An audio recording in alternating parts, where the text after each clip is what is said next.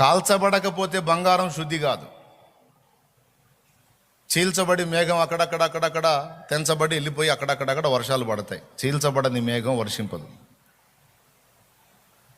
చెక్కబడని శిల శిల్పం కాదు, దున్నబడని భూమి పంటనీయలేదు.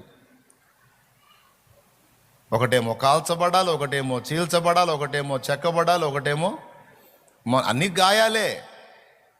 ప్రకృతిలో ఉన్న వాటికి తప్పదు, అదే పంచభూత నిర్మితమైన దేహం కలిగి ఉన్న మనకు కూడా అదే ట్రైనింగ్ తప్పదు.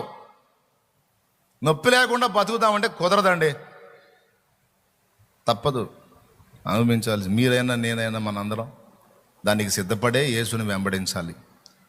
వల్ల కాదంటే సర్దుకోవాలి. సర్దుకుంటారా